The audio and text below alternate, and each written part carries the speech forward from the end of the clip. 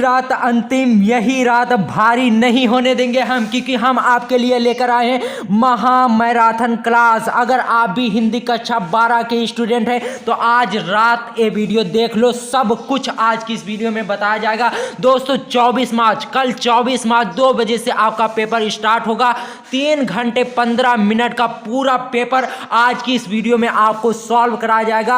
अगर आप ये वीडियो देख लेते हो तो 100 नंबर बिल्कुल आपका पक्का हो जाएगा। ये गारंटी 100% गारंटी के साथ कह सकता हूं। दोस्तों इस महा मैराथन क्लास में हिंदी का एक भी क्वेश्चन नहीं छूटने पाएगा। आज की इस वीडियो से 100 नंबर बिल्कुल आपके पक्का हो जाएंगे। अगर आप अंत तक ये वीडियो देख लेते हो तो 100% गारंटी के साथ मैं कह सकता हूं कि हिंदी में 95% लाने से आपको कोई भी नहीं रोक सकता। आज की इस वीडियो में 1 से लेकर 14 प्रश्न आपके बोर्ड परीक्षा में आते हैं। उन 14 प्रश्नों को हल सहित आज की इस वीडियो में आपको बताया जाएगा। तो वीडियो बहुत ज्यादा इंपॉर्टेंट होने वाली है। अगर आप ये वीडियो देख लेते हो तो रिवीजन करने की आपको जरूरत नहीं है, क्योंकि दोस्तों आज की ये वीडियो रिवीजन करने के लिए ही आपके लिए बनाई गई है। अगर आपकी तैयारी भी नहीं हुई है तो आप तैयारी भी कर सकते हो, और खास तौर पर रिवीजन तो आज की इस वीडियो से आपका 100% पक्का होकर 100 नंबर आपका पक्का कराएगा। तो वीडियो को चलिए बिना समय गवाते हुए हम वीडियो को स्टार्ट करते हैं। जो आज की इस वीडियो में आपको गद्यांश और पद्यांश बताया जाएगा, यही गद्यांश पद्यांश 24 मार्च को आपसे पूछे जाएंगे। तो आप इसे तैयार करके जरूर जाइए। 20 नंबर आज ही आपका पक्का हो जाएगा।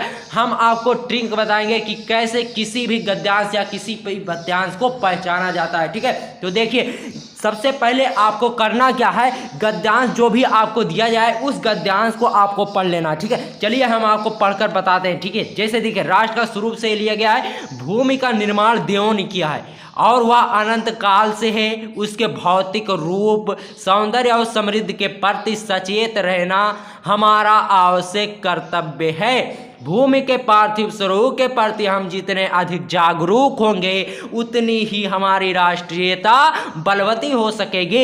यह पृथ्वी सच्चे अर्थों में समस्त राष्ट्रीय विचारधाराओं की जननी है। जो राष्ट्रीयता पृथ्वी के साथ नहीं जुड़ी होती वह निर्मूल होती है। ठीक है, तो अब देखिए प्रश्न इससे क्या पूछे गए हैं, इस प्रश्नों को भी हम पढ़ लेते हैं। देखिए प्रस्तुत गद्यांश किस पाठ से लिया गया है, ये तो आपको पता है, क्योंकि यहाँ पर भूमि और राष्ट्र का जब यहाँ पर वर्णन आया है, यही एक ट्रिक है। जहां पर देखिए जैसे यहाँ पर क्या आया है, राष्ट्रीयता सब ज्यादा उपयोग किया गया है। जैसे यहाँ पर स्वरूप भी आ गया, तो यह कहां से लिया गया है, राष्ट्र का स्वरूप। और इसके लेखक कौन है, वासुदेव शरण अग्रवाल। तो इस तरह से पहले प्रश्न का हो गया, बारी बारी से सबको बताएंगे। और देखिए पहले प्रश्न पढ़ लेते हैं।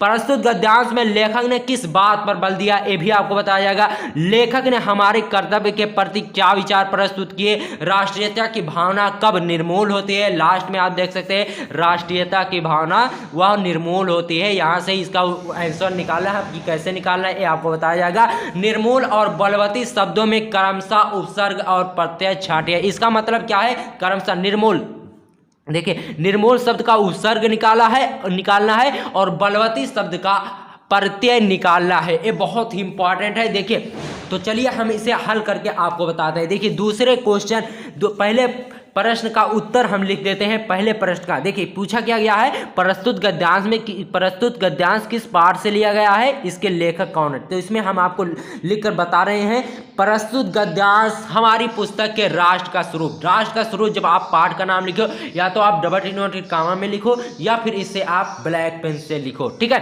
ये बहुत ही इंपॉर्टेंट है। प्रश्नोत्तर संख्या 2 आपको अपनी इसे बोर्ड एग्जाम में डालना होगा। उसके बाद इस तरह से आप नंबरिंग डालकर लिखेंगे। ठीक है, देखिए प्रस्तुत गद्यांश हमारी पुस्तक के राष्ट्र का स्वरूप पाठ से लिया गया है। इसके लेखक वासुदेव शरण अग्रवाल जी हैं। इतना अगर आप लिख लेंगे तो 2 नंबर इससे आपके मिल जाएंगे। ठीक है, और देखिए प्रस्तुत गद्यांश में, इसमें दूसरे प्रश्न में क्या पूछा गया, प्रस्तुत गद्यांश में लेखक ने किस बात पर बल दिया। अब देखिए लेखक ने किस बात पर बल दिया है, इसमें जो पृथ्वी का रूप है और सौंदर्य और उसके प्रति सचेत रहना हमारा आवश्यक कर्तव्य है, इसी बात पर लेखक ने बल दिया है। ठीक है, इसमें लिखना क्या है, देखिए प्रस्तुत गद्यांश में लेखक ने देश का महत्वपूर्ण तत्व धरती, देश का जो महत्वपूर्ण तत्व है वो क्या है, धरती के रूप सुंदरता के पीछे सतर्क रहने तथा इसके सम्मान के सम्मान की बात पर बल दिया है। तो इतना आपको लिखना होगा दूसरे प्रश्न में। अब देखिए तीसरा प्रश्न क्या है, लेखक ने हमारे कर्तव्य के प्रति क्या विचार प्रस्तुत किए, यानी लेखक के अनुसार हमारा कर्तव्य किस तरह का होना चाहिए। ठीक है, देखिए प्रश्नोत्तर संख्या 3 में लेखक के अनुसार हमारा कर्तव्य है कि हमें भूमि यानी धरती की सुंदरता एवं समृद्धि के प्रति जागरूक रहना चाहिए। ठीक है, इतना आप तीसरे प्रश्न का हो गया। अब देखिए चौथा प्रश्न में आपसे क्या पूछा गया है भाइयों, राष्ट्रीयता की भावना कब निर्मूल होती है। तो आपने देखा है जो राष्ट्र पृथ्वी से के साथ नहीं जुड़ा होता उसकी राष्ट्रीयता निर्मूल होती है। इसमें आपको लिखना क्या है, चौथे प्रश्न में आपको लिखना होगा लेखक के अनुसार हमारी सभी विचारधाराएं पृथ्वी से जुड़ी हैं। हमें जिस देश की राष्ट्र भावना पृथ्वी से ना जुड़ी हो तो वह निर्मूल होती है। इतना आपको लिखना होगा चौथे प्रश्न में। तो अगर आप इस तरह से लिखोगे तो 10 नंबर बिल्कुल आपके पक्के हो जाएंगे, 100% गारंटी के साथ हम कहते हैं। ठीक है, और देखिए पांचवें प्रश्न में आपकी से क्या पूछा गया था,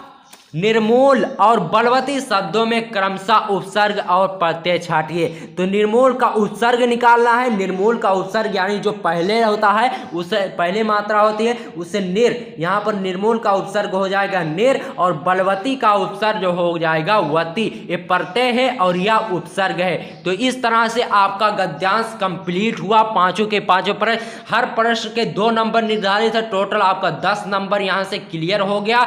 अब हम बढ़ते हैं कि इंपॉर्टेंट पद्यांश आपसे क्या पूछे जाएंगे, उन पद्यांश को कैसे आपको सॉल्व करना है। चलिए उन्हें भी हम आपको बहुत ही आसान तरीके से बताते हैं।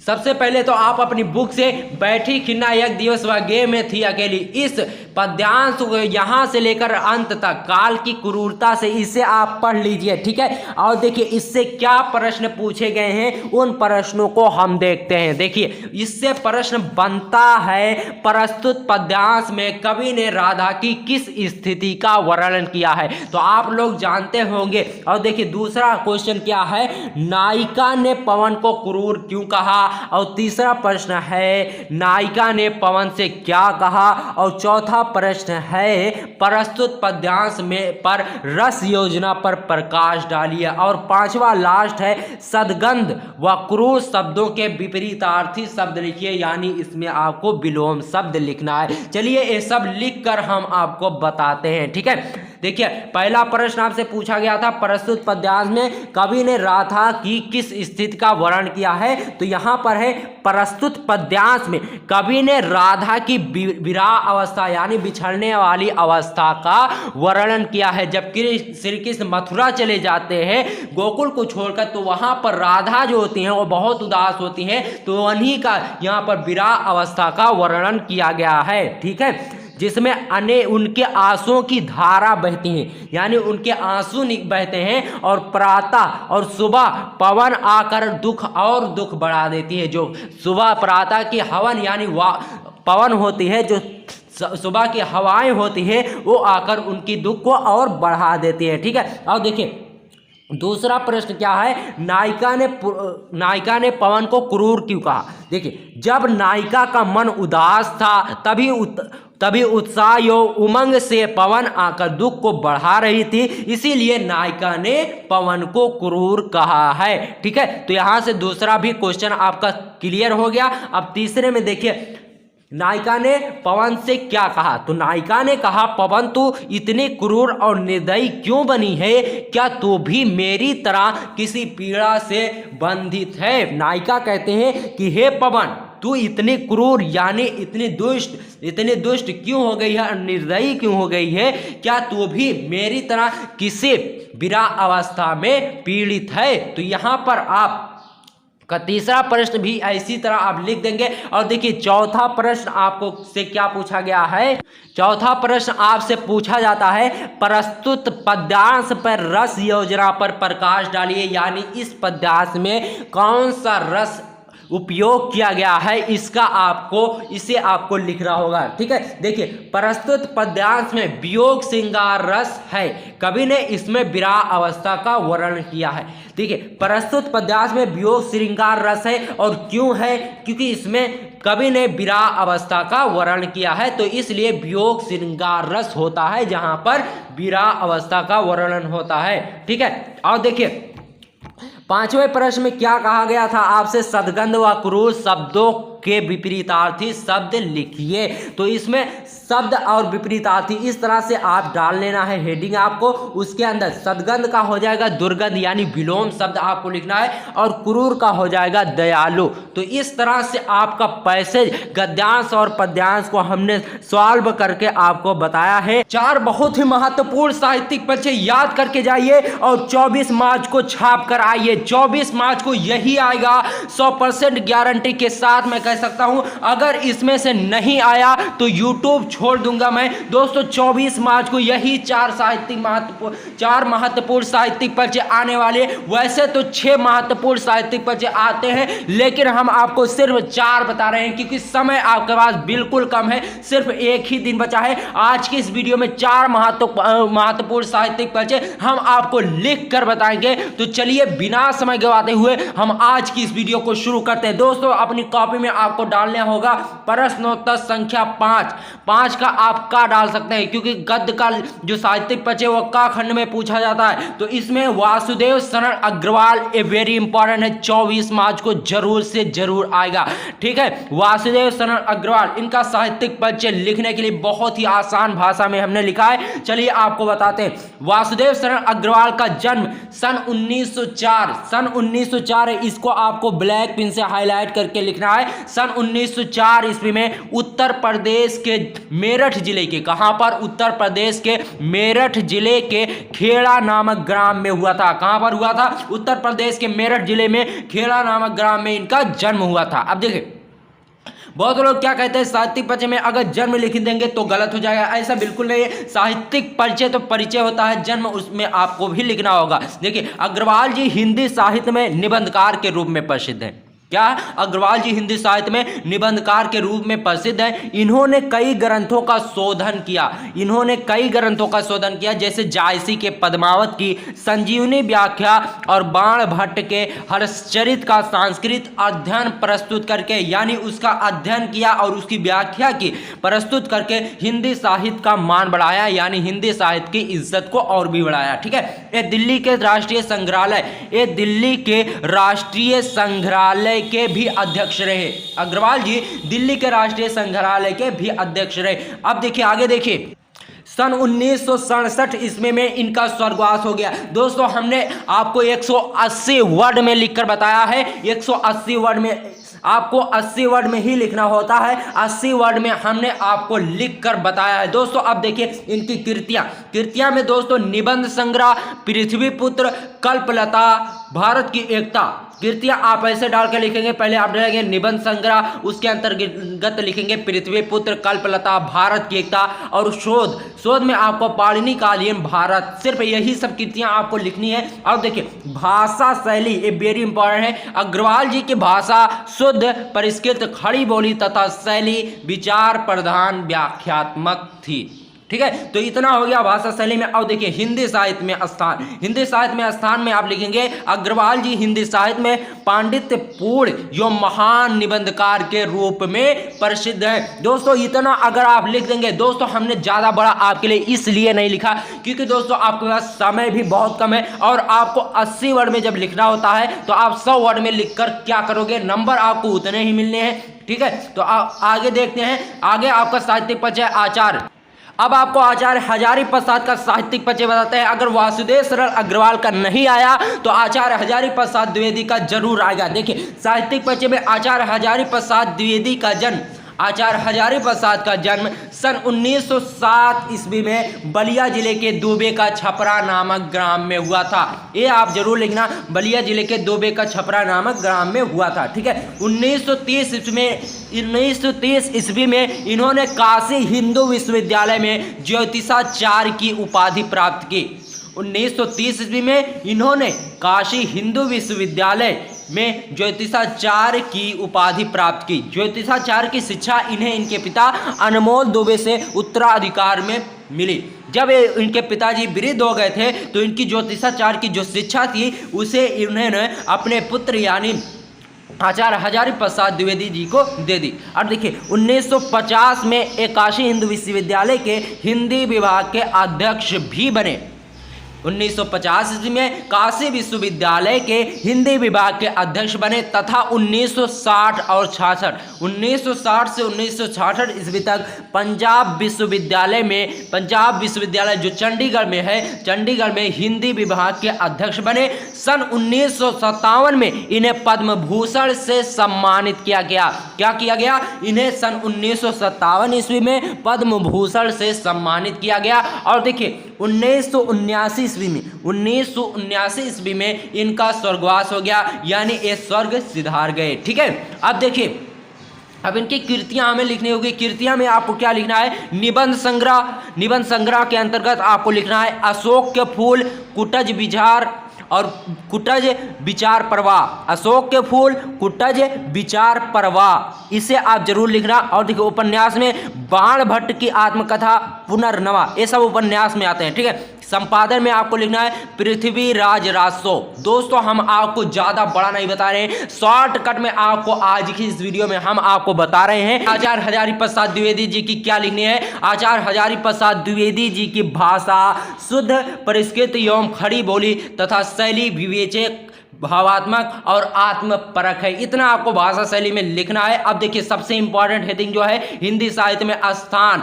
हिंदी साहित्य में द्विवेदी जी एक विद्वान, निबंधकार एवं आत्मकथा लेखक के रूप में अमर हैं। इतना आपको साहित्यिक परिचय में लिखना होता है। दोस्तों हमने आपको बहुत ही शॉर्टकट में बताया है। अगर आप इस तरीके से लिखोगे तो आपको फुल मार्क्स जरूर मिलेंगे, क्योंकि दोस्तों आपसे 80 वर्ड में पूछा जाता है। कुछ स्टूडेंट बहुत बड़ी गलती करते हैं, बहुत ज़्यादा लिखते हैं, क्योंकि दोस्तों अगर आप 5 नंबर के लिए ही अपना 1 घंटा समाप्त कर दोगे तो बाकी आपके 95 नंबर कौन करेगा। देखिए गद्य का दो तो क्लियर हो गया। अब पद्यांश में आपको जयशंकर प्रसाद का वेरी इंपॉर्टेंट है, 100% चांसेस है अब की बार इनके आने के। देखिए साहित्यिक परिचय में इनका क्या लिखना होगा। महाकवि जयशंकर प्रसाद का जन्म, महाकवि जयशंकर प्रसाद का जन्म 1889 ईस्वी को काशी के वैश्य परिवार में हुआ था। 1889 ईस्वी को काशी के वैश्य परिवार में हुआ था। इनके पिता का नाम देवी प्रसाद साहू था। इनके पिता का जो नाम था दोस्तों देवी प्रसाद साहू था। जयशंकर प्रसाद जीवन संघर्ष करते हुए इनके जीवन में अनेक कठिनाइयां आई और उन कठिनाइयों को करते हुए अनेक रचनाओं को जन्म दिया। इन्होंने अपने जीवन में जीवन संघर्ष करते हुए अनेक रचनाओं को जन्म दिया। इन्हें इनकी रचना कामायनी पर मंगला प्रसाद पारितोषिक से सम्मानित किया। जो मंगला प्रसाद पुरस्कार है इन्हें इनकी रचना कामायनी पर मिला। ठीक है, सम्मानित किया गया। अब देखिए जयशंकर प्रसाद का काव्य में प्रेम सौंदर्य प्रमुख विषय रहा है। जयशंकर प्रसाद का काव्य यानी कविता में प्रेम और सौंदर्य प्रमुख विषय, यानी उसी पर ये ज्यादातर रचनाएं करते थे। ठीक है, नागरी परिचारिणी सभा के उपाध्यक्ष भी रहे। जयशंकर प्रसाद जी नागरी परिचारिणी सभा के उपाध्यक्ष भी बने और सन 1937 ईस्वी में महान कवि का स्वर्गवास हो गया। ठीक है, इतना आपको लिखना होता है साहित्यिक परिचय के अंतर्गत। अब आपको लिखनी होती है कृतियां में आपको नाटक, उपन्यास और निबंध संग्रह डालनी होगी हेडिंग। इसके अंतर्गत आपको नाटक में लिखना है चंद्रगुप्त, अजातशत्रु, राजश्री। और देखिए उपन्यास में कंकाल, तितली और निबंध संग्रह में काव्य और कला। और देखिए दोस्तों कामायनी इनकी प्रमुख रचना है। कामायनी इनकी प्रमुख रचना है, इससे आप जरूर लिखना, क्योंकि दोस्तों जो इंपॉर्टेंट होता है अगर आप उसे लिखोगे तो एग्जामिनर आपको फुल मार्क्स देगा। दोस्तों अब देखिए हम आगे चलकर इनकी भाषा शैली देखते हैं। भाषा शैली में दोस्तों आपको क्या लिखना है। प्रसाद जी की भाषा उत्कृष्ट खड़ी बोली और इनकी शैलियों में परंपरागता, स्पष्टता और नवीनता पाई जाती है। यानी इनकी जो शैलियां होती हैं, इनकी बोलने का जो तरीका होता है उसमें परंपरागता, स्पष्टता और नवीनता पाई जाती है। अब देखिए सबसे इंपॉर्टेंट है हिंदी साहित्य में स्थान है, वेरी इंपॉर्टेंट है, इसे आप जरूर लिखना। प्रसाद जी की हिंदी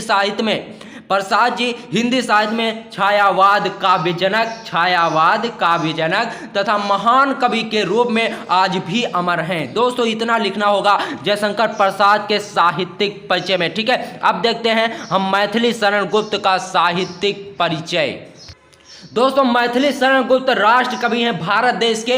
इनका साहित्यिक परिचय आप याद करके जरूर जाना, 99% चांस है इनके साहित्यिक परिचय को आने में, ठीक है। साहित्यिक परिचय में इनके साहित्यिक परिचय में क्या लिख रहा है, देखिए। राष्ट्र कवि मैथिली शरण गुप्त का जन्म झांसी जिले के चिरगांव में 1886 ईस्वी में हुआ था। राष्ट्र कवि मैथिली शरण गुप्त का जन्म झांसी जिले के चिरगांव में 1886 ईस्वी में हुआ था। इनके पिता का नाम सेठ रामचरण गुप्त था। क्या था? इनके पिता का नाम सेठ रामचरण गुप्त था। और आगे देखिए, मैथिली शरण गुप्त जी अपनी रचनाओं में राष्ट्र की सुंदरता एवं विशेषता बताते थे, इसीलिए महात्मा गांधी ने इन्हें राष्ट्र कवि की उपाधि दी, यानी इन्हें राष्ट्र कवि बना दिया। और देखिए, साकेत महाकाव्य के लिए इन्हें मंगला प्रसाद पारितोषिक से सम्मानित किया गया। साकेत महाकाव्य की इन्होंने रचना की और उस रचना के लिए इन्हें मंगला प्रसाद पारितोषिक से सम्मानित किया गया। भारत देश में इन्हें पद्म भूषण से भी सम्मानित किया।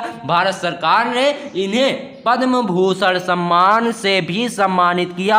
सन 1964 ईस्वी में, सन 1964 ईस्वी में इनका देहांत हो गया, ठीक है। अब देखिए, इनकी कृतियां में हमें क्या लिखना है। कृतियां मैथिली शरण गुप्त जी की प्रमुख कृतियां निम्नवत हैं, जैसे भारत भारती, साकेत, काबा और करबला, पंचवटी और यशोधरा। ये कृतियां बहुत ही इंपॉर्टेंट है, इन्हें आप तैयार करके जरूर जाइएगा। अब देखिए, इनकी भाषा शैली में हमें क्या दोस्तों, इनकी भाषा शैली में लिखना है। मैथिली शरण गुप्त जी की भाषा सरल, सुबोध एवं परिष्कृत खड़ी बोली है, इतना आपको भाषा शैली में लिखना है। अब देखिए, हिंदी साहित्य में स्थान। मैथिली शरण गुप्त भारत के राष्ट्र कवि एवं हिंदी साहित्य में अमोल रत्न हैं। मैथिली शरण गुप्त का साहित्यिक परिचय हो गया। ये चारों जो साहित्यिक परिचय हमने आज की इस वीडियो में आपको बताया है, 100% गारंटी के साथ कह सकता हूं, एक आपका गद्य में, एक आपका पद्य में, इसमें आपसे जरूर पूछा जाएगा। 24 मार्च को आप पेपर देकर आना। उसके बाद इस वीडियो में आप कमेंट करके जरूर बताना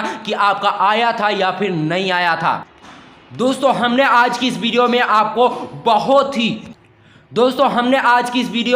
बहुत ही आसान तरीके से चारों महत्वपूर्ण साहित्यिक परिचय को बताया है। प्रश्नोत्तर संख्या 6 में आपको पंचलाइट या बहादुर कहानी का सारांश पूछा जाएगा। 24 मार्च को यही पूछा जाएगा, ये गारंटी के साथ मैं कह सकता हूं। तो आज की ये वीडियो आपके लिए, आज की इस वीडियो से आपके 5 नंबर बिल्कुल क्लियर हो जाएंगे। अगर आपने अभी तक पंचलाइट और बहादुर कहानी को नहीं पढ़ा है तो वीडियो देखते देखते ही आपको ये याद हो जाएगा। देखिए, पंचलाइट कहानी का सारांश लिखना होता है, ये वेरी इंपॉर्टेंट है। चलिए हम आपको लिख कर बताते हैं। देखिए, पंचलाइट कहानी फणीश्वर नाथ रेणु जी द्वारा लिखित है, यानी पंचलाइट कहानी को लिखने वाले कौन है? फणीश्वर नाथ रेणु जी, ठीक है। इस कहानी में बिहार के एक पिछड़े गांव के परिवेश का चित्रण प्रस्तुत किया गया है, यानी इस कहानी में बिहार का एक गांव है और उस गांव का परिवेश, यानी जो वहाँ का रहन सहन है, उसका चित्रण प्रस्तुत किया गया है। महतो नाम की टोली में, महतो एक टोली यानी एक गांव का नाम है, वहाँ के लोग सब अनपढ़ हैं, सब अनपढ़ लोग हैं। उन लोगों ने रामनवमी के मेले में पेट्रोमैक्स खरीदा, जिसे वह पंचलाइट कहते थे। क्या कहते थे? पंचलाइट, जिसे वह पंचलाइट कहते हैं। उस पंचलाइट को देखने के लिए, यानी जो उन्होंने पंचलाइट खरीदा पेट्रोमैक्स, उस पंचलाइट को देखने के लिए टोली के सभी लोग इकट्ठा हो गए। बताओ, आज अगर कोई लेता है पंचलाइट तो उसे कोई भी देखने नहीं आता, घर के लोग भी नहीं देखते, लेकिन वहाँ के लोग पंचलाइट यानी जो पेट्रोमैक्स है उसे देखने के लिए सारे गाँव के लोग, सभी लोग इकट्ठा हो गए। सरदार ने इसको जलाने के लिए पूजा पाठ का आयोजन किया। इसको जलाने के लिए, एक पंचलाइट जलाने के लिए सरदार ने पूजे पाठ का आयोजन कर दिया। इतने अनपढ़ लोग थे वहाँ के, ठीक है। देखिए, लेकिन सबसे बड़ी समस्या यह थी कि उनमें से कोई पंचलाइट जलाना नहीं जानता था। अब लो, सबसे बड़ी समस्या यही थी कि वहाँ के जो लोग थे उनमें से कोई उसे पंचलाइट को जलाना नहीं जानता था। एक युवक था गोधन एक युवक था, एक लड़का था जो पंचलाइट जलाना जानता था। दोस्तों, गोधन ही था जो पंचलाइट जला सकता था, लेकिन गोधन मुनरी से प्रेम करता था। तो मुनरी की माँ गुलरी काकी ने पंचों से शिकायत की कि वह मेरे घर के पास से सलीमा का गाना, अब लो सलीमा यहाँ पर सिनेमा कहना था, लेकिन वहाँ के लोग अनपढ़ थे तो इसलिए सिनेमा को क्या कहते थे? सलीमा का गाना गाता है। तो इसलिए लोग गोधन को भगा देते हैं उस गांव से। तो अब पंचलाइट जलाने की बारी आई तो गुलरी काकी यानी मुनरी जानती थी कि गोधन पंचलाइट जला सकता था, तो उसने पंचों को बताया जलाने के लिए। ठीक है, अब पंचलाइट जलाने के लिए गुलरी काकी ने ही शिकायत की गोधन को भगाने के लिए। अब पंचलाइट जलाने की बात आई तो गोधन को शाम के भोजन के लिए बुलाया। गुलरी काकी ने ही शाम के भोजन के लिए गोधन को बुलाया। तो जब गोधन ने पंचलाइट जलाया तो पंचों ने क्या कहा, 7 खून तुम्हारा माप, गाओ खूब सलीमा का गाना, खूब गाओ सलीमा का गाना। ठीक है, अब देखिए पंचलाइट जलने से लोग भजन और उत्सव मनाने लगे। रेणु जी ने इस कहानी में आंचलिक सजीव चित्रण शिक्षा को बढ़ावा देते हैं। सजीव चित्रण किया है और शिक्षा को बढ़ावा दिया है। यानी एक गांव इतना पिछड़ा गांव था जो पंचलाइट जलाना नहीं जानता।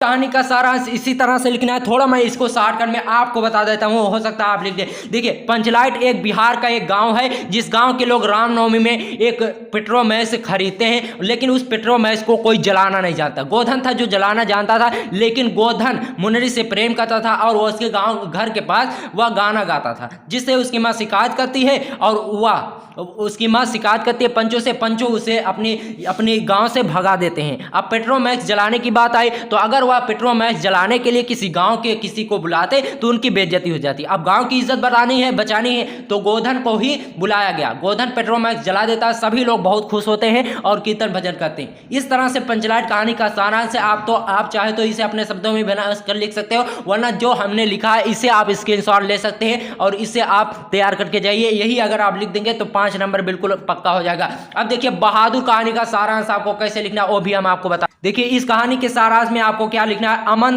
अमरकांत जी ने बहादुर कहानी में 12-13 साल के बहादुर नाम के लड़के के बचपन का वर्णन किया है। यानी इस कहानी में मिलता है कि बहादुर एक लड़का है जिसके बचपन का वर्णन मिलता है। देखिए बहादुर एक मध्यम वर्ग का लड़का जिसे उसकी माँ डांटती है। अब उसकी माँ क्यों डांटती है ये पूरा तो हम नहीं लिखेंगे, लेकिन आपको बता देते हैं। बहादुर के पास एक भैंस होती है, उसके घर एक भैंस होती है जिस भैंस से उसकी माँ बहुत प्रेम करती है। गोधन उस भैंस को मारता है तो इसलिए गोधन की माँ उसे डांटती है और मारती है, जिससे वह गोधन नाराज होकर शहर जाकर लेखक के घर जाता है। तो लेखक और उनकी पत्नी निर्मला उसे नौकर बनाकर रख लेते हैं। बहादुर एक परिश्रमी एवं हंसमुख लड़का है, वह घर को साफ सुथरा रखता था। निर्मला का बेटा किशोर उससे दुर्व्यवहार करता था। यानी निर्मला का बेटा किशोर जो था वह बहादुर से दुर्व्यवहार करता था। निर्मला भी उससे अब व्यवहार बदलने लगी थी। यानी जब उनका लड़का किशोर उससे दुर्व्यवहार करने लगा तो निर्मला भी उससे दुर्व्यवहार करने लगी। एक दिन घर पर रिश्तेदार आए, वह बहादुर पर चोरी का आरोप लगा देते हैं। एक दिन उसके घर पर, लेखक के घर पर रिश्तेदार कुछ आते हैं और वह अपने सामान चोरी का आरोप बहादुर पर लगा देते हैं। तो लोग उसे बहुत डराते धमकाते हैं। फिर एक दिन उसके हाथ से सील गिरकर 2 टुकड़े हो जाती है। उसे बहुत लोग डराते धमकाते हैं तो वह बहुत नाराज हो जाता है। एक दिन उससे सील गिरकर भी 2 टुकड़े हो गई। अब वह जिससे वह पिटाई के डर से वहां से भाग जाता है। दोस्तों ये कहानी बचपन को बचाए रखने का प्रमाण देती है। दोस्तों जितना हमने आपको लिखकर बताया है इतना अगर आप 24 मार्च को लिखेंगे, क्योंकि कन्फर्म है 24 मार्च को आना।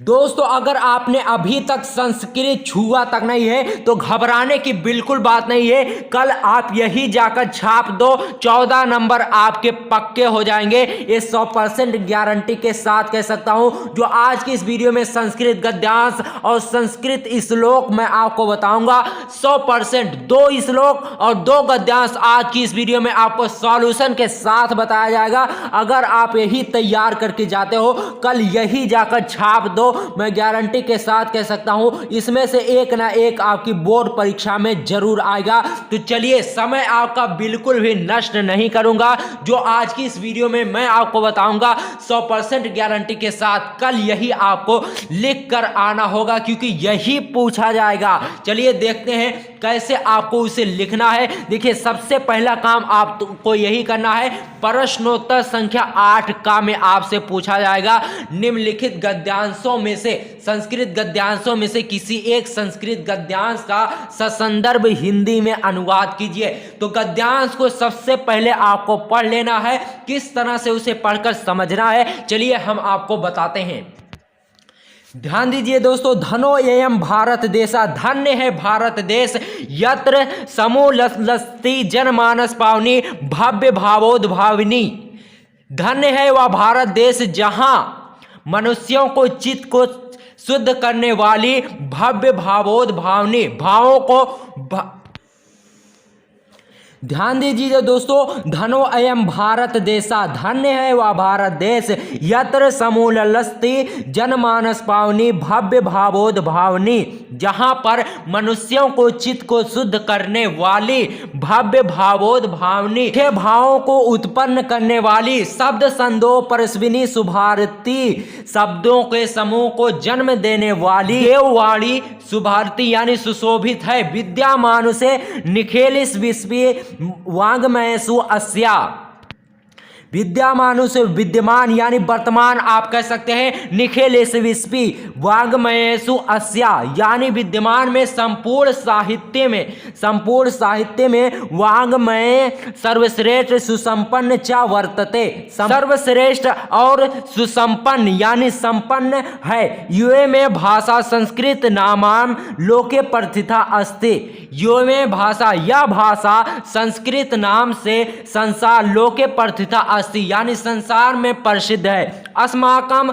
रामायण दोस्तों, अस्माकम रामायण यानी हमारे रामायण, महाभारत आदि ऐतिहासिक ग्रंथ, महाभारत और आदि ऐतिहासिक ग्रंथ, चारों वेद, सर्वा उपनिषदा सभी उपनिषद, अष्टादश पुराणानि 18 पुराण, अन्यानि चा और अन्य महाकाव्य ग्रंथ अश्व में भाषा लिखतनानि संत, इसी भाषा में लिखे गए हैं। तो इस तरह से हो गया इसका अनुवाद। अब आपको लिखना कैसे है इसे, चलिए ये देख लेते हैं। ठीक है, देखिए संदर्भ में आपको हेडिंग डालनी है और उसमें आपको लिखना है प्रस्तुत गद्यांश हमारी पाठ्य पुस्तक संस्कृत के संस्कृत भाषाएं महत्व नामक पाठ से लिया गया है। ठीक है, इतना आप लिख देंगे। उसके बाद अनुवाद में वही जो इसका अर्थ है उसी को आपको यहाँ पर लिख देना है। ठीक है, जैसे देखिए, यह भारत देश धन्य है जहाँ मनुष्यों को चित्त को शुद्ध करने वाली, अच्छे भावों को उत्पन्न करने वाली, शब्दों के समूह को जन्म देने वाली देववाणी सुशोभित है। विद्यमान वर्तमान संपूर्ण साहित्य में इसका साहित्य सर्वश्रेष्ठ एवं सुसंपन्न है। यही भाषा संस्कृत नाम से संसार में भी प्रसिद्ध है। हमारे रामायण, महाभारत आदि ऐतिहासिक ग्रंथ, चारों वेद, समस्त उपनिषद यानी सभी उपनिषद और 18 पुराण तथा अन्य महाकाव्य, नाटक आदि इसी भाषा में लिखे गए हैं। ठीक है, तो इस तरह से आपका हो गया पहला गद्यांश सॉल्व। अब चलिए देखते हैं दूसरा गद्यांश आपको कैसे सॉल्व करना है। बहुत ही इंपॉर्टेंट वीडियो आपके लिए ये है। समय आपके पास बिल्कुल भी कम है, इसीलिए हम आपको आसान भाषा में और बहुत शॉर्टकट में आपको बता रहे हैं। ठीक है दोस्तों, दूसरा गद्यांश पहले आपको अच्छे से पढ़ लेना है, फिर उसका संदर्भ और अनुवाद लिखना है। चलिए हम आपको इसे भी पढ़कर बताते हैं। महामना विद्वान वक्ता धार्मिको नेता पटु पत्रकारश्चासीत, महामना विद्वान वक्ता धार्मिक नेता थे, पटु पत्रकार और कुशल पत्रकार थे, परमस्य किंतु सर्वोच्च गुण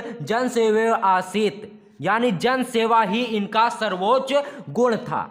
अयम जाननाम यत्र कुत्रापि, जहाँ कहीं ये लोगों को दुखतिनान यानी दुखीतान, जहाँ कहीं भी यह लोगों को दुखी और पीड़ित देखते, तत्रैव सा शीघ्र में, तो वहाँ शीघ्र ही उपस्थित होकर सर्वविधम सभी प्रकार से उसकी सहायता करते थे। अक्रोध प्राणी सेवा अस्य स्वभाव आसीत, प्राणियों की सेवा ही इनका स्वभाव था। इस तरह से हो गया दूसरे गद्यांश का अर्थ। अब इसे आपको लिखना कैसे है, ठीक, देख लीजिए संदर्भ इसका इस प्रकार से हो जाएगा। प्रस्तुत गद्यांश हमारी पाठ्य पुस्तक संस्कृत के महामना मालवीय पाठ से लिया गया है। ठीक है, अब इसका अनुवाद में आपको छोटा से लिख देना, ज़्यादा बड़ा ये नहीं है। महामना विद्वान वक्ता धार्मिक नेता एवं कुशल पत्रकार थे, किंतु जनसेवा ही इनका सर्वोच्च गुण था। ये जहाँ कहीं भी लोगों को पीड़ित देखते वहाँ शीघ्र उपस्थित होकर सब प्रकार की सहायता करते थे। प्राणियों की सेवा ही इनका स्वभाव था। दोस्तों अब हम देख लेते हैं संस्कृत श्लोक कौन सा आपको तैयार करना है। दोस्तों ये भी आपसे 7 नंबर का पूछा जाएगा। तो सबसे इंपॉर्टेंट जो है वह है सुखार्थिना कुतो विद्यार्थिना सुखम। सुखार्थी व तेजेद विद्यान विद्यार्थी व तेजेद सुखम। ठीक है, देखिए इस गद्यांश का अर्थ आपको इसका संदर्भ सबसे पहले आपको लिखना होगा। संदर्भ में हम आपको लिखकर बताते हैं। प्रस्तुत श्लोक हमारी पाठ्यपुस्तक संस्कृत के सुभाषी रत्नानी पाठ से लिया गया है। अब इसका अनुवाद दोस्तों लिखना है। इसके अनुवाद लिखने के लिए आपको इसी का अर्थ सिर्फ लिखना होता है। ठीक है, देखिए सुख चाहने वाले को विद्या कहाँ, विद्या चाहने वाले को सुख कहाँ। सुख की इच्छा रखने वालों को विद्या त्याग देनी चाहिए, विद्या की इच्छा रखने वालों को सुख त्याग देनी चाहिए। देखिए इसका अर्थ क्या है, इस श्लोक का अर्थ आपको बताएंगे तभी आपको समझ में आएगा। देख लीजिए, सुखार्थिना कुतो विद्या, सुख चाहने वाले को विद्या कहाँ, कुतो विद्यार्थिना सुखम, और विद्या चाहने वालों को सुख कहाँ, सुखार्थी व तेजेद विद्याम। सुखी लोगों को चाहिए कि वह विद्या त्याग दे, विद्यार्थी त्यजेद सुखम, विद्यार्थियों को चाहिए कि वह सुख त्याग दे।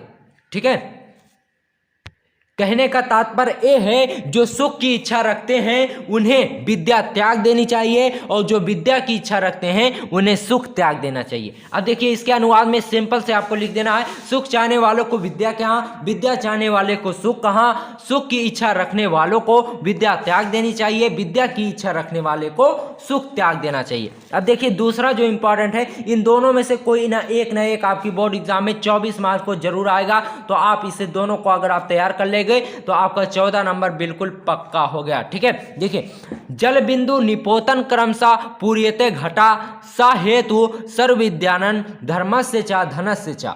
जल बिंदु निपोतन क्रमशः पूर्यते घटा, जल की छोटी छोटी बूंदे से यानी बूंद बूंद से क्रमशः घड़ा भर जाता है, यानी बूंद बूंद से घड़ा भर जाता है।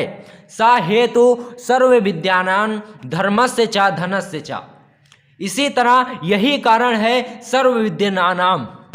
दोस्तों यही कारण विद्या, धर्म और धन का भी है। अर्थात कहने का तात्पर्य यह है कि जिस तरह जल थोड़ी थोड़ी बूंद यानी बूंद बूंद से घड़ा भरता है धीरे धीरे, उसी तरह विद्या, धन और धर्म पाने के लिए धैर्य का होना बहुत ही आवश्यक है। इसके अनुवाद में आपको इस तरह से लिखना है, देख लीजिए संदर्भ में आप लिख देंगे प्रस्तुत श्लोक हमारी पाठ्यपुस्तक संस्कृत के सुभाषी रत्नानी पाठ से लिया गया है। ये दोनों वेरी इंपॉर्टेंट है, इन्हें आप अगर तैयार करके जाओगे तो 14 नंबर आपके बिल्कुल पक्का हो जाएंगे। ठीक है, अनुवाद में आपको लिखना है बूंद बूंद जल गिरने से क्रमशः घड़ा भर जाता है।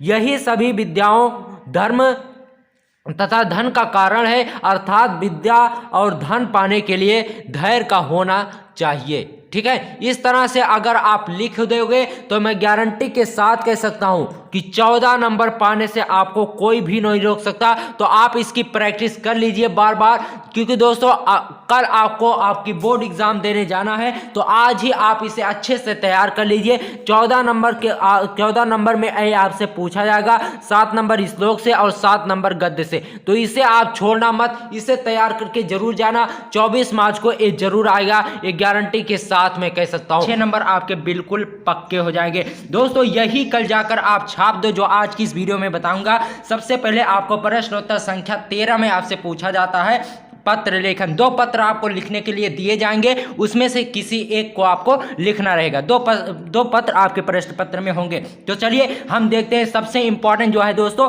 मोहल्ले में व्याप्त गंदगी के संबंध में पत्र लिखना। इसमें सबसे पहले आपको सेवा में इस तरह से हेडिंग डालनी है ब्लैक पेन से। उसके अंतर्गत आपको लिखना है मुख्य स्वास्थ्य अधिकारी नगर निगम लखनऊ उत्तर प्रदेश। आप कोई भी एड्रेस डाल सकते हैं, लेकिन मुख्य स्वास्थ्य अधिकारी नगर निगम इतना जरूर होना चाहिए। ठीक है, उसके बाद दोस्तों सबसे इंपॉर्टेंट जो है वह है विषय।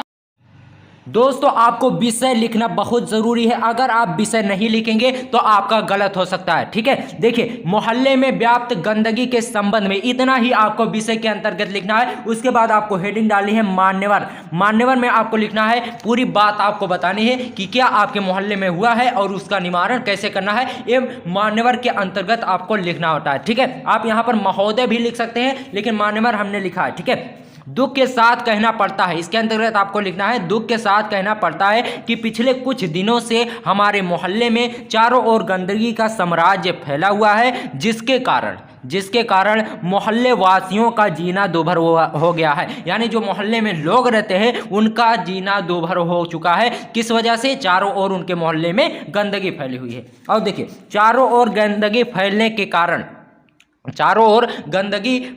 कारण पूरे मोहल्ले में मक्खियों और मच्छरों का साम्राज्य फैल गया, जिससे तरह तरह की बीमारियां फैलने का डर बना है। अतः आपसे, उसके बाद नई लाइन से आपको लिखना है, अतः आपसे नम्र निवेदन है कि हमारे मोहल्ले की जल्द से जल्द सफाई करवाएं, आपकी अति कृपा होगी। उसके बाद धन्यवाद लिख देंगे। प्रार्थी में आपको अपना नाम नहीं डालने हैं, का खा गा लिख देंगे और दिनांक आपको XYZ कुछ भी आप लिख, दिनांक आपको नहीं लिखना रहेगा। उसके बाद देखिए अगला इंपॉर्टेंट जो पत्र लेखन है उसे हम देख लेते हैं। ठीक है दोस्तों, अगला इंपॉर्टेंट पत्र है कुटीर उद्योग प्रारंभ करने हेतु ऋण प्राप्त करने के लिए बैंक प्रबंधक को आपको एक पत्र लिखना है।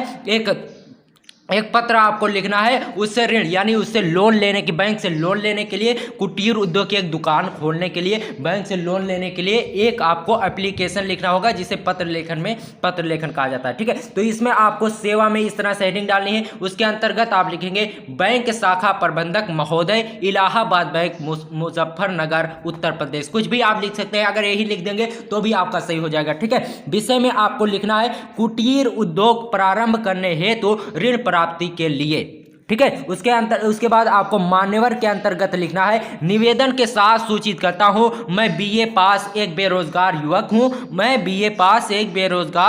हूं। मैं कुटीर उद्योग के माध्यम से अपनी शिक्षा एवं अनुभव का सदुपयोग करना चाहता हूं, किंतु मेरी इस चाह में धन की कमी है। मैं अपने घर से थोड़ी दूर पर स्थित एक दुकान में लेथ मशीन स्थापित करना चाहता हूं। कौन सी मशीन? लेथ मशीन स्थापित करना चाहता हूं। इस आवेदन के लिए सारे संबद्ध कागजात की कॉपी भेज रहा हूं।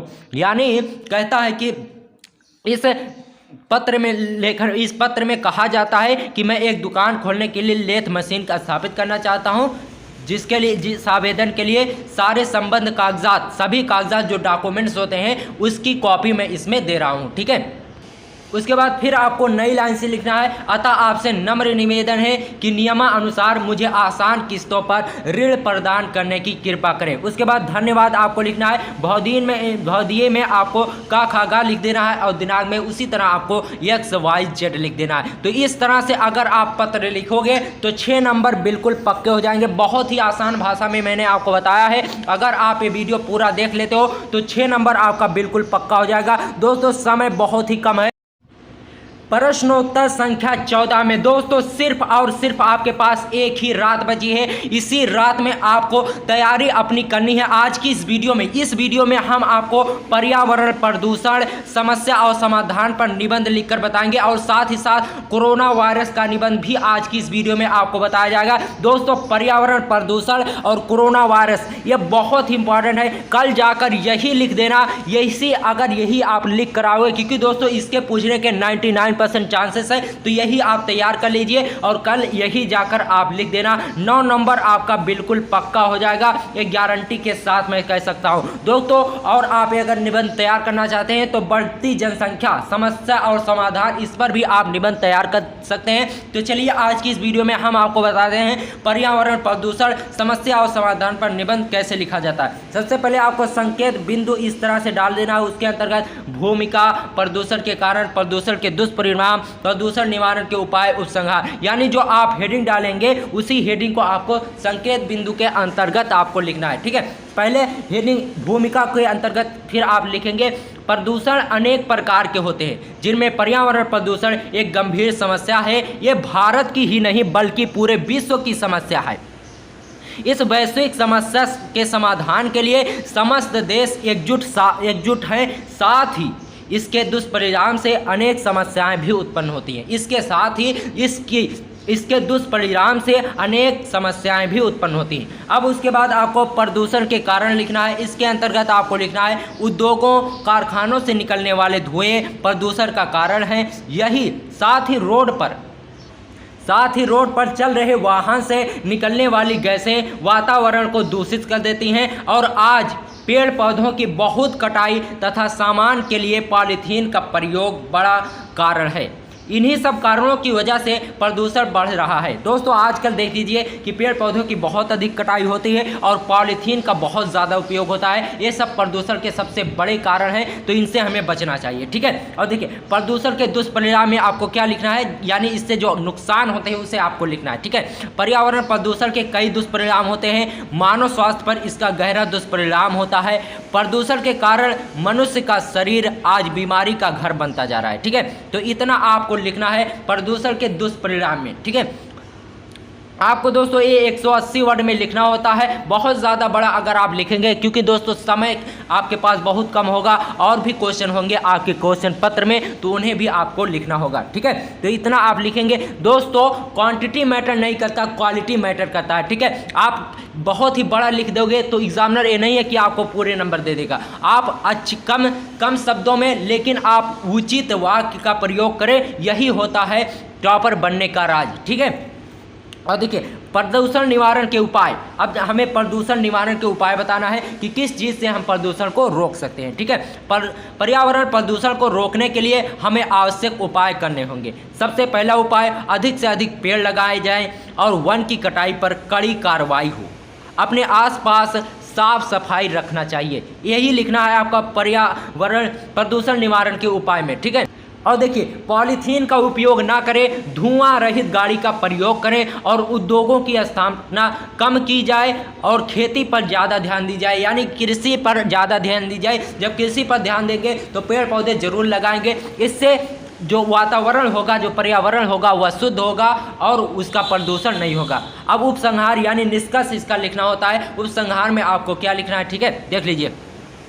वास्तव में पर्यावरण प्रदूषण एक गंभीर समस्या है जिससे निपटना वैश्विक स्तर पर संभव है, ठीक है। हमें अधिक से अधिक वृक्षारोपण करना चाहिए, इतना आपको लिखना है। दोस्तों पर्यावरण प्रदूषण के निबंध में बहुत ज़्यादा हमने आपको नहीं बताया है, बहुत ही आसान तरीके से बहुत ही छोटा आपको बताया है। चाहे तो आप इससे और भी बड़ा करके लिख सकते हैं, लेकिन हमने आपको आसान भाषा में समझने के लिए बताया है, क्योंकि दोस्तों आपके पास समय बहुत ही कम है। अब चलिए हम देखते हैं कोरोना वायरस पर निबंध हमें कैसे लिखना है, ठीक है।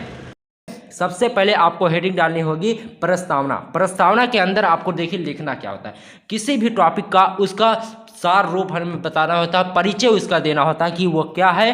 प्रस्तावना में हम लिख देंगे कोरोना वायरस कहाँ से आया, कैसे आया, ये कोई नहीं जानता, ठीक है। समाचार सूत्रों की माने तो ये चीन के वुहान शहर से फैला और बड़ी शीघ्रता से इसने 180 देशों को अपनी चपेट में ले लिया, ठीक है। दोस्तों कोरोना वायरस कहाँ से आया इसका सही पता किसी को नहीं मालूम। बताया जाता है कि समाचार सूत्रों के मुताबिक मीडिया वालों ने बताया कि ये चीन के वुहान शहर से फैला और बड़ी ही जल्दी इसने 180 देशों को अपनी चपेट में लेकर लाखों लोगों की जान ले ली, ठीक है। लाखों लोगों की जान ले ली। 7 जनवरी 2020 को, ये डेट आप याद रखना, 7 जनवरी 2020 को चीन ने इस वायरस को विश्व स्वास्थ्य संगठन WHO, जो विश्व स्वास्थ्य संगठन वर्ल्ड हेल्थ ऑर्गेनाइजेशन को बताया। फिर WHO ने इसे महामारी का नाम दे दिया, ठीक है। अब देखिए हमें लिखना होगा, दूसरी हेडिंग डालनी होगी कोरोना वायरस के लक्षण। कोरोना वायरस के लक्षण में आप लोग को लिखना होगा कि जब किसी व्यक्ति को कोरोना हो जाता है तो उसमें क्या लक्षण दिखाई देते हैं, ठीक है। तो तेज बुखार ये कोरोना वायरस का लक्षण है, प्रमुख लक्षण है। गले में दर्द, सूखी खांसी और सांस लेने में तकलीफ, ये सब कोरोना वायरस के लक्षण है। और ये फेफड़ों को कमजोर कर देता है, ठीक है। फेफड़ों को कमजोर कर देता है और शरीर के सभी आंतरिक अंगों को नष्ट कर देता है। शरीर के जो अंदर सभी अंग होते हैं, जैसे हृदय हो गया, किडनी हो गई, इस सभी को नष्ट कर देता है, जिससे मृत्यु हो जाती है, जिससे जो संक्रमित व्यक्ति होता है उसकी मृत्यु हो जाती है, ठीक है।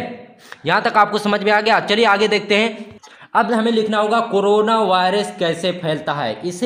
ये कैसे फैलता है और हमें इसे जानना चाहिए कि कोरोना वायरस कैसे फैलता है। देखिए, कोरोना वायरस संक्रमित रोगी के छींकने से लोगों तक पहुंच जाता है। ठीक है, जो संक्रमित जिसको कोरोना हुआ होता है, अगर वह कहीं पर छींकता है तो वहां पर जो लोग होते हैं उनको भी कोरोना हो जाता है। ठीक है, संक्रमित मरीज से हाथ मिलाने पर और अपने संक्रमित जो मरीज जिसको कोरोना होता है उसे आप अगर उससे हाथ मिलाते हैं तो आपको भी कोरोना हो जाएगा।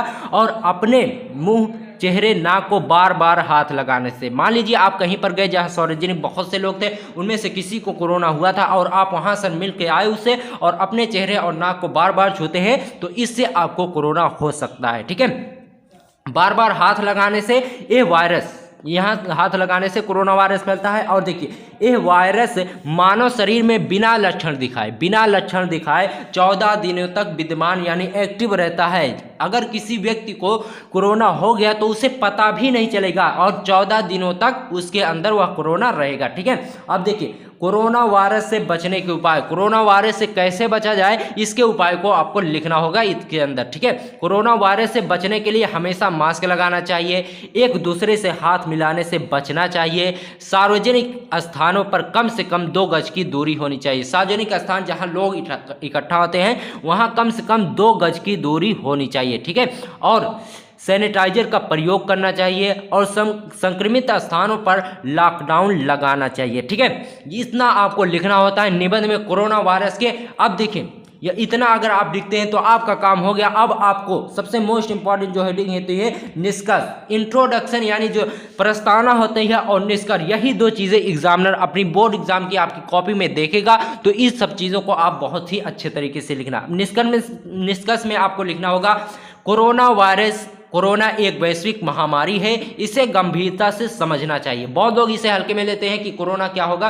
कोरोना बहुत ही गंभीर बीमारी है, इसे हमें गंभीरता से लेना चाहिए। ठीक है, और इससे बचाव के नियमों का पालन करना चाहिए।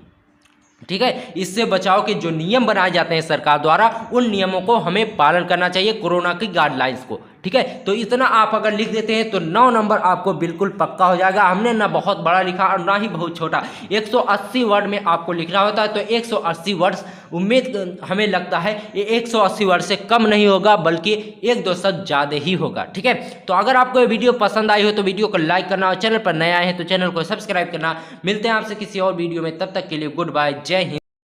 दोस्तों, आज की इस वीडियो से आपके 21 नंबर टोटल पक्का हो जाएंगे। दोस्तों, 21 नंबर आपका पक्का हो जाएगा अगर आप ये वीडियो लास्ट तक देखोगे। दोस्तों, अगर आप भी कक्षा 12 के स्टूडेंट हैं तो कल आपका 24 मार्च है, कल आपका हिंदी का पेपर है। कल यही जाकर आप छाप दो जो आज की इस वीडियो में आपको बताऊंगा। तो 21 से 20 नंबर आपका बिल्कुल पक्का हो जाएगा। दोस्तों, आज की इस वीडियो में हम व्याकरण के आपके 15 नंबर के क्वेश्चन बताएंगे और रस, छंद, अलंकार से 6 नंबर का क्वेश्चन आपको बताया जाएगा। तो वीडियो आपके लिए बहुत इंपॉर्टेंट है, वीडियो को मिस मत करना। देखिए, प्रश्नोत्तर संख्या में आपसे पूछा जाता है रस, छंद और अलंकार, तो इसलिए आप प्रश्नोत्तर संख्या यहां पर 12 होना चाहिए था, हमने 13 लिख दिया। ठीक है, तो प्रश्नोत्तर संख्या 12 में आपसे रस, छंद और अलंकार तीनों पूछा जाता है। तो सबसे पहले हम रस देख लेते हैं कि कौन कौन से रस आपको तैयार करना है। 2 रस आज की इस वीडियो में आपको बताया जाएगा, यही 2 रस आप तैयार करके जाइए, यूपी बोर्ड में यही आएगा 100% गारंटी के साथ मैं कहता हूं। देख लीजिए, जब करुण रस, हम आज की इस वीडियो करुण रस की सबसे पहले आपको इस तरह से हेडिंग डाली है, उसके बाद इसकी परिभाषा आपको लिखनी है। ठीक है, देखिए, जब प्रिय यो चाहे वस्तु के नष्ट होने या उसका कुछ अनिष्ट होने से हृदय शोक से भर जाए तो वहां करुण रस होता है। इस तरह इसकी परिभाषा हो गई। अब इसका उदाहरण देख लीजिए, हे खग मृग, हे मधुकर श्रेणी। तुम देखी सीता मृग नैनी, ये इसका उदाहरण है। अब इसका स्पष्टीकरण भी लिखना जरूरी होता है। स्पष्टीकरण कुछ स्टूडेंट नहीं लिखते, स्पष्टीकरण लिखना बहुत जरूरी है, जिसे एग्जामिनर खुश होकर आपको फुल मार्क्स देता है। स्पष्टीकरण में आपको यही लिखना होता है कि कैसे यहाँ पर करुण रस होगा, कैसे इस उदाहरण में करुण रस होगा, यही आपको बताना होता है। ठीक है, देखिए, स्पष्टीकरण आपको इस तरह से लिखना है। उक्त पंक्ति यानी ऊपर जो लाइन लिखी है उस लाइन में उक्त पंक्ति का अस्थाई भाव शोक है, जहाँ शोक प्रकट होता है वहाँ करुण रस होता है। ठीक है, इतना ही आपको स्पष्टीकरण में लिखना है। उसके बाद चलिए देखते हैं हास्य रस में आपको क्या लिखना। दोस्तों, हास्य रस की सबसे पहले आपको परिभाषा लिखनी है। परिभाषा बहुत ही आसान है। जब किसी की वेशभूषा आकृति को देखकर हंसी आ जाए तो वहां हास्य रस होता है। ठीक है, इसका उदाहरण आपको कैसे लिखना है। तंबूरा ले मंच पर बैठे प्रेम प्रताप, सहज मिले 15 मिनट, घंटा भर आलाप। ये बहुत ही हंसाने वाला उदाहरण है, तो इसलिए यहाँ पर हास्य रस होता है। अब इसका स्पष्टीकरण आपको इस प्रकार से लिखना है। उक्त पंक्ति का अस्थाई भाव हास्य है, क्योंकि इस पंक्ति में हंसने वाले वर्ण जो होते हैं, अतः यह हास्य रस है। इस पंक्ति में हंसने वाले वर्ण बहुत हैं, इसलिए अतः यहाँ पर हास्य रस होगा। ठीक है, अब देखिए अलंकार आपसे 2 नंबर का पूछा जाएगा। 2 अलंकार आज की इस वीडियो में आपसे बताएंगे, तो वही 2 अलंकार आप याद करके जाइए, यही अलंकार आपसे पूछा जाएगा। ठीक है, रूपक अलंकार, सबसे पहले इसकी परिभाषा हम देख लेते हैं। जहां उपमेय और उपमान में अत्यधिक समानता प्रकट हो वहां रूपक अलंकार होता है।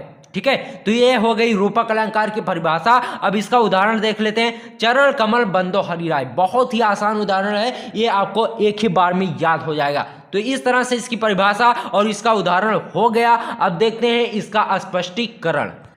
स्पष्टीकरण में आप को लिखना है, उक्त पंक्ति में चरण को कमल के अत्यंत समान बताया गया है, तो वहां रूपक अलंकार है।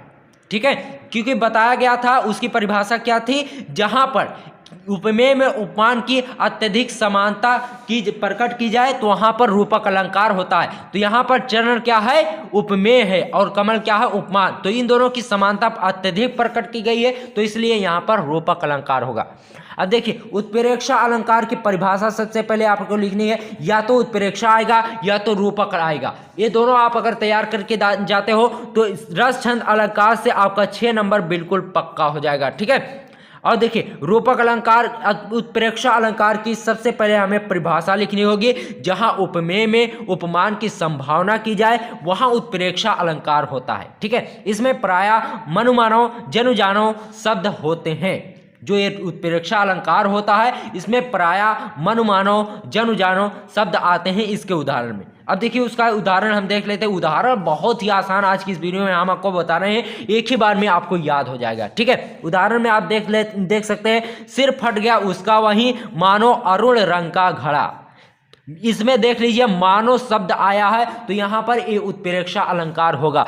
स्पष्टीकरण में आप यही लिख देंगे, उक्त पंक्ति में मानो शब्द का प्रयोग है, अतः उत्प्रेक्षा अलंकार है। तो इस तरह से अगर आप लिखेंगे तो एग्जामिनर खुश होकर आपको जरूर पूरे नंबर देगा, ये गारंटी के साथ मैं कह सकता हूं। ठीक है, अब आता है छंद। छंद में आपको क्या तैयार करना है, आपको दोहा और चौपाई तैयार करके जाना है। इन्हीं दोनों में से कोई एक न एक आपके बोर्ड एग्जाम में जरूर आएगा। अगर आप दोनों तैयार करके जाते हो, अगर आप दोनों तैयार कर लेते हो तो बहुत अच्छी बात है। देख लीजिए, दोहा का सबसे पहले हमें परिभाषा लिखनी होगी। दोहा अर्धसम मात्रिक छंद है। इसके प्रथम और तृतीय चरण में 13-13 और दूसरे और चौथे चरण में 11-11 मात्राएं होती हैं। ठीक है, तो ये हो गई इसकी परिभाषा। अब इसका उदाहरण देख लेते हैं। कागा काको धन हरे, कोयल काको दे, मीठे वचन सुनाए कर जग अपनों कर ले। इसकी मात्रा लगाना आपका बहुत इंपॉर्टेंट है। अगर आप मात्रा नहीं लगाओगे तो सिर्फ एक ही नंबर आपको मिलेगा, इतना सारा लिखने के बाद भी। ठीक है, देखिए स्पष्टीकरण में देखिए इसके उदाहरण में मात्रा आपको कैसे लगाना है। जहां पर बड़ा आ, बड़ी ई और बड़ा ऊ का प्रयोग होता है वहां पर 2 गुरु लगते हैं। ठीक है, इसको कहा जाता है गुरु और इसको कहा जाता है लघु। ठीक है, तो यहां पर जहां बड़ी ई, बड़ा ऊ और बड़ी ई आ जाए वहां पर क्या लगता है, गुरु लगता है। जैसे का पर बड़ा मंत्रा का है तो यहाँ पर गुरु लगेगा, और यहाँ पर ये 2-2 4 मात्राएं हो गई, फिर 2-2 4-4 8 मात्राएं, 8-2 10 3 11 मात्राएं इसमें है और 11 मात्राएं इसमें भी हैं। और इसमें देख लीजिए, इसमें पहले वाले में 13 मात्राएं हैं, 4 और 4 8, 8-2 10 और 10 3 13। तो इसमें 13 मात्राएं हैं, इसमें आपकी 11 मात्रा होगी और इसमें भी आपकी 13 मात्राएं होगी और लास्ट वाले में 11-11 मात्रा होगी। ठीक है। तो इस तरह से आपको इसका मात्रा लगाना है। मात्रा लगाना बहुत ही आसान है। जैसे यहाँ पर देखिए कहाँ पर बड़ा मात्रा को है तो यहाँ पर दो लगेगा, और देखिए यहाँ पर एक मात्रा लगेगी और यहाँ पर भी दो मात्राएं लगेंगी, यहाँ पर भी दो मात्राएं और यहाँ पर भी दो मात्राएं लगेगी और यहाँ पर एक मात्रा। इस तरह से मात्रा लगाई जाती है। जैसे मीठ है, माँ पे बड़ी मात्रा मी है तो यहाँ पर दो मात्रा, यहाँ पर भी दो मात्रा और यहाँ पर एक मात्रा, ये एक मात्रा, फिर एक मात्रा, फिर एक मात्रा, फिर यहाँ पर दो मात्रा होगी। ना पर बड़ा मात्रा ना है तो यहाँ पर दो मात्रा होगी। ठीक है, देखिए सिर्फ या है तो यहाँ पर एक मात्रा और भी एक एक अक्षर है तो इसमें एक एक मात्राएं लगेंगी। देखिए जहाँ जहाँ एक एक अक्षर होंगे वहाँ यहाँ पर एक एक मात्राएं लगेंगी। ठीक है, तो मात्रा लगाना बहुत ही आसान है। इस तरह से आप मात्रा लगा सकते हैं। अब इसका स्पष्टीकरण देख लेते हैं। इस उदाहरण के प्रथम और तीसरे चरण में 13-13 मात्राएं और दूसरे और चौथे चरण में 11-11 मात्राएं हैं। तो इसलिए यहाँ पर यह दोहा का उदाहरण है। अब देख लेते हैं चौपाई में आपको क्या तैयार कर। देखिए चौपाई की सबसे पहले तो आपको परिभाषा लिखनी है। यह एक सममात्रिक छंद है। इसके प्रत्येक चरण में 16-16 मात्राएं होती हैं। चौपाई बहुत ही आसान है। इसके प्रत्येक चरण में 16-16 मात्राएं होती हैं। अब इसका उदाहरण देख लेते हैं। देखिए बंदव गुरुपद पदम परागा, सुरुचि सुवास सरस अनुरागा, अमीय मोरिमय चूरन चारु, समन सकल भौरुच परिवारो। दोस्तों इससे सरल उदाहरण मुझे कोई भी नहीं लगता। ये उदाहरण बहुत ही आसान है। इसमें मात्रा लगाना भी बहुत ही आसान है। देख लीजिए बंदो, यहाँ पर बा है, उसके बाद बिंदी है तो यहाँ पर दो अक्षर हो गए तो इसलिए यहाँ पर दो मात्रा लगेगी। फिर उसके बाद एक एक मात्रा है, फिर एक मात्रा, एक मात्रा, फिर एक मात्रा। गुरु है, देखिए यहाँ पर छोटा की मात्रा और यहाँ पर भी छोटा गुरुपद है। गुरुपद नहीं है, सिर्फ गुरुपद है। ठीक है, तो यहाँ पर एक एक मात्रा लगेगी। तो इस तरह से आप मात्रा गिन सकते हैं। जैसे 2, 3, 4, 5, 6, 7, 8, 9, 10, 11, 12, 2 14 और 2 16। 16 मात्राएं पहले में हो गए। इसी तरह से मात्राएं लगती हैं। इसका स्क्रीनशॉट चाहे तो आप ले सकते हैं। अब देखिए इसका स्पष्टीकरण हमें कैसे करना है। ठीक है, इसकी मात्राएं यहाँ पर ऐसे लगेगी। देखिए एक एक मात्रा इस पर, एक मात्रा इस पर, इस तरह से मात्राएं लगेंगी और यहाँ पर भी एक एक मात्राएं लगेंगी। ठीक है, इस तरह से मात्रा आपको लगाना है। स्क्रीनशॉट अभी आप इसका ले लें और देखिए सबसे हमने ट्रिक बताई है मात्रा लगाने की। जहाँ पर बड़ी ई, बड़ा ऊ और बड़ा आ की मात्रा आ जाए वहाँ पर दो मात्राएं लगती हैं, और जहाँ पर एक अक्षर हो और छोटी ई की मात्रा हो और छोटा आ की मात्रा हो वहाँ पर एक एक मात्राएं लगती हैं, और जहाँ पर बड़ा आ, बड़ी ई और बड़ा ऊ का मात्रा आता है वहाँ पर दो मात्रा लगती हैं। तो यही अगर आप याद करे रहोगे तो आपका मात्रा लगाना कभी भी नहीं भूलेगा। ठीक है, अब देखिए स्पष्टीकरण में आपको क्या करना है। स्पष्टीकरण में आपको लिखना है इसके सभी चरणों में 16-16 मात्राएं हैं। ये चौपाई छंद है। ठीक है, तो इतना अगर आप लिख देंगे तो 2 नंबर आपको जरूर मिलेगा चौपाई छंद में। अब आगे देखते हैं आगे आपको क्या तैयार करना है। दोस्तों प्रश्नोत्तर संख्या 9 में आपसे मुहावरा पूछा जाएगा। 2 मुहावरों को आपको अपने वाक्य में प्रयोग करना होगा। चलिए हम आपको मुहावरा भी लिखकर बता देते हैं। ये वेरी इंपॉर्टेंट है। देख लीजिए, ऊंट के मुंह में जीरा, यानी इसका अर्थ है दोस्तों आवश्यकता से कम। अब इसका वाक्य प्रयोग हम करेंगे।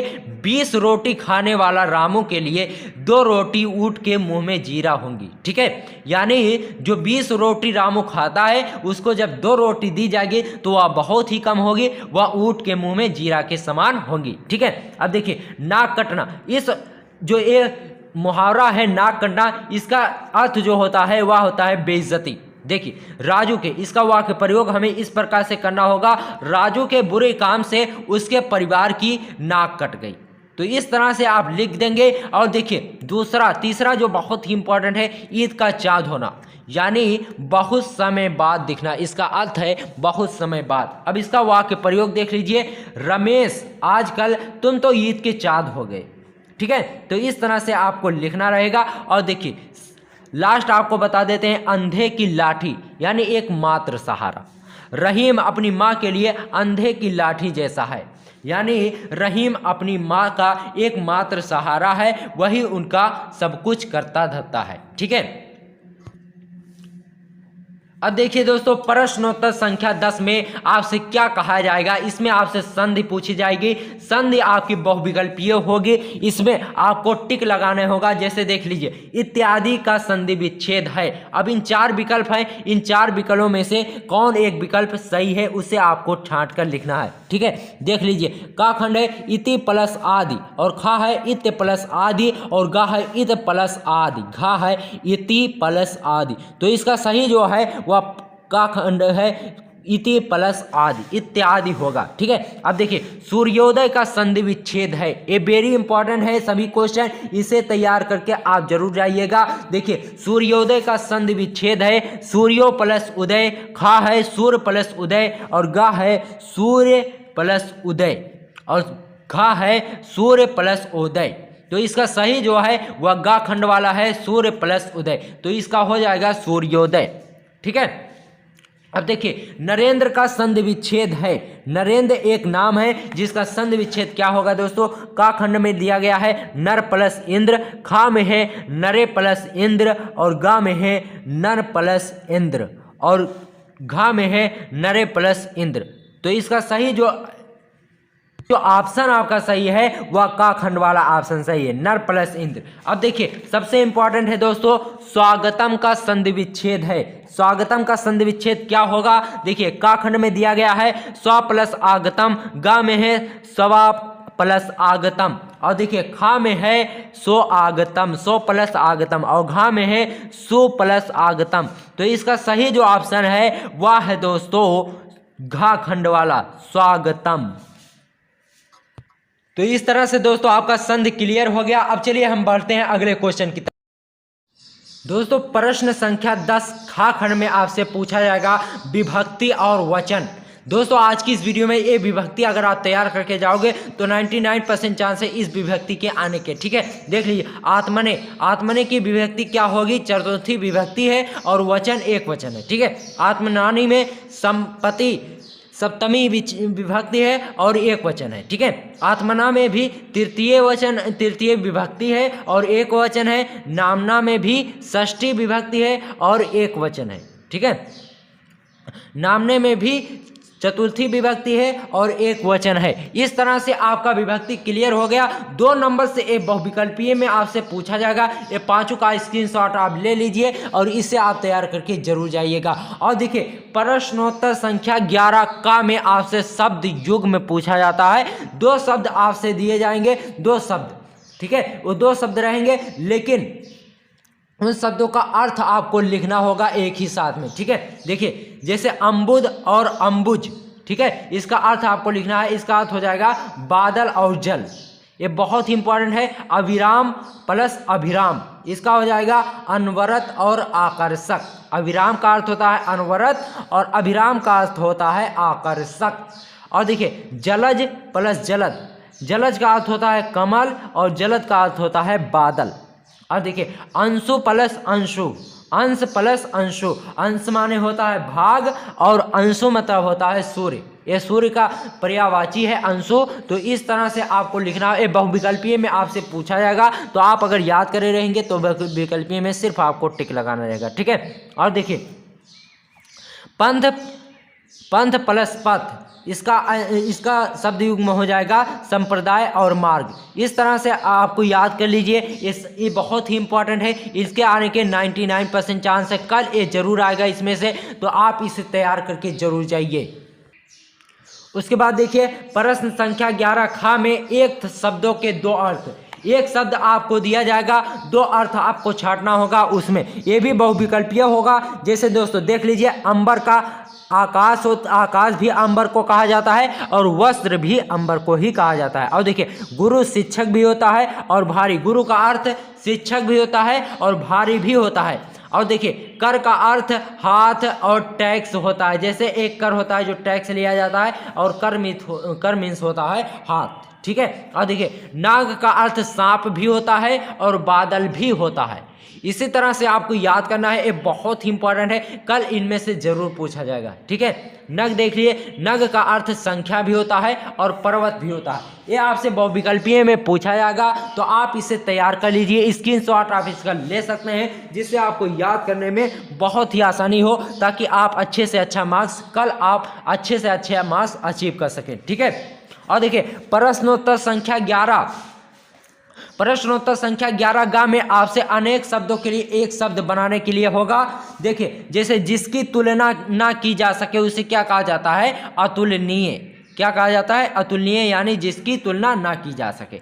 जिसका जन्म नहीं होता उसे अज कहा जाता है, उसके उस शब्द के लिए अज होता है। ठीक है, जिसे देखा ना जा सके उसे अदृश्य बोला जाता है।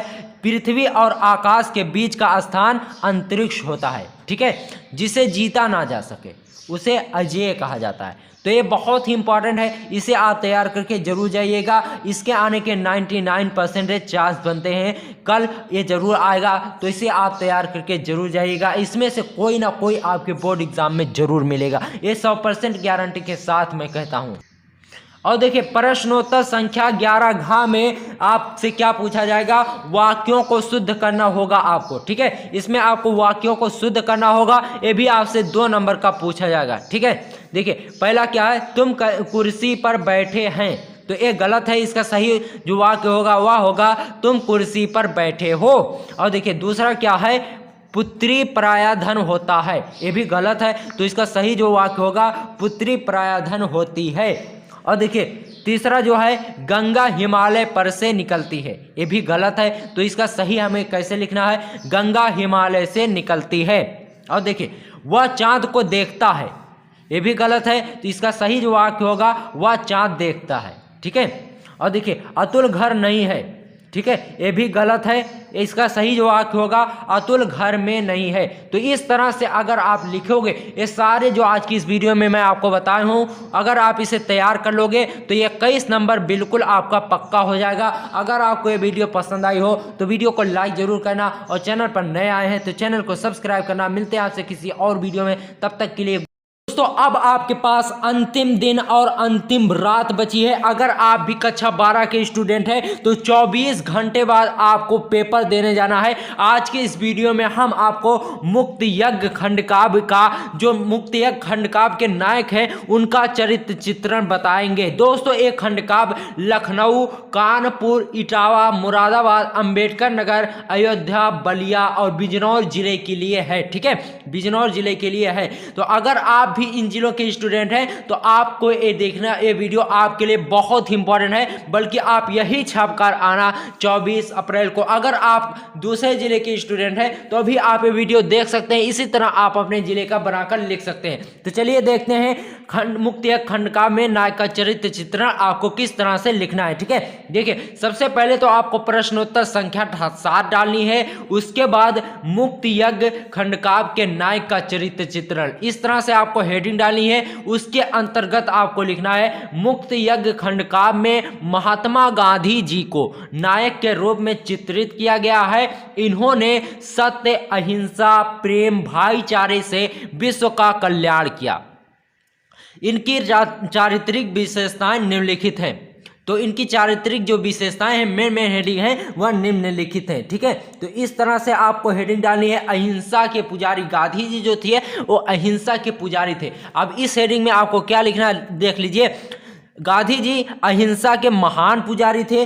देश में जब चारों ओर हिंसा की अग्नि धधक रही थी, यानी जब हिंसा भड़की हुई थी देश में, तो गांधी जी ने प्रेम अहिंसा से देश को हिंसा मुक्त किया। ठीक है, जब भारत में हिंसा हो रही थी, जगह जगह खून खराबा हो रहा था, तो गांधी जी ने अहिंसा और प्रेम का मार्ग दिखाकर भारत देश को हिंसा से मुक्त किया। और देखिए जननायक, जननायक में आपको क्या लिखना है, इसके अंतर्गत आप लिखेंगे गांधी जी देश के प्रिय नेता रहे। गांधी जी जो थे वह देश के सबसे प्रिय नेता थे। जनता ने इनका पूरा साथ देकर हमारे देश को गुलामी से आज़ादी दिलाई, गुलामी से आज़ादी दिलाई। बहुत ही आसान भाषा में हमने लिखा है, आपको जरूर याद हो जाएगा सिर्फ और सिर्फ 10 मिनट में। और देखिए आगे देखिए क्या लिखना है।